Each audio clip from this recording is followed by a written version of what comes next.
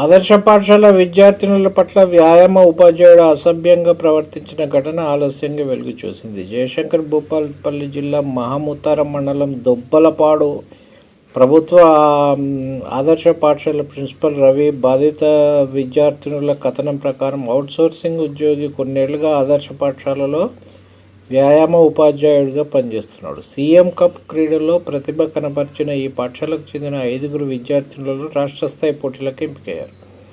వారిలో 4 10వ తరగతి, ఒకరు 8వ తరగతి చదువుతున్నారు. గత నెల 27 నుంచి ఈ నెల 2 వరకు రాష్ట్ర స్థాయి క్రీడలు జరిగాయి. పాఠశాల ప్రిన్సిపల్కు సమాచారం ఇవ్వకుండానే వారిని పీఈటీ హైదరాబాద్ తీసుకెళ్లాడు. 27, 28 తేదీల్లో ఆ విద్యార్థినులు రాష్ట్ర స్థాయి క్రీడల్లో పాల్గొన్నారు. 29న స్వస్థలాలకు వచ్చారు. పోటీలు జరుగుతున్న ఒకరోజు సాయంత్రం పీఈటీ మద్యం తాగి వచ్చి 2 విద్యార్థినుల పట్ల అసభ్యంగా ప్రవర్తించాడు. తిరుగు ప్రయాణంలో విద్యార్థినులను ఆర్టీసీ బస్సులో ఎక్కించి తాను మరో బస్సులో రావడంతో పోకిరీలతో విద్యార్థినులు ఇబ్బందులు గురయ్యారు.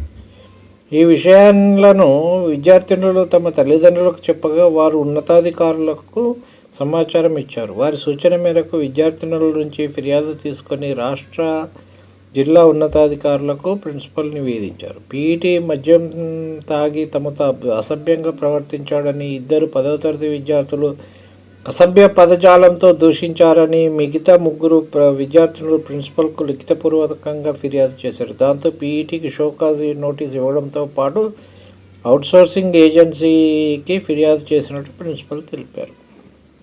చూడండి, ఒక ఉపాధ్యాయుడు పీఈటీ అంటే పిల్లలకు చాలా క్లోజ్ ఉంటారు. వాళ్ళకు అలాంటి అభిప్రాయమే రావద్దు, ఎలాంటి అసభ్యకరమైన అభిప్రాయం రావద్దు. ఇక్కడ ఇతను ఎంత ఘోరం చేసిండు, ప్రిన్సిపాల్కి చెప్పకుండా వాళ్ళని హైదరాబాద్ తీసుకుపోయిండు, అక్కడ ఇబ్బంది పెట్టిండు.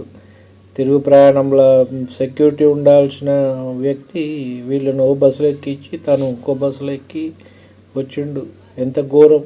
ఇటువంటివన్నీ ఉట్టిగా అవుట్సోర్సింగ్ నుంచి తీసేసుడు కాదు, పోలీస్ కేసు పెట్టి పోక్సో కేసు పెట్టాలి.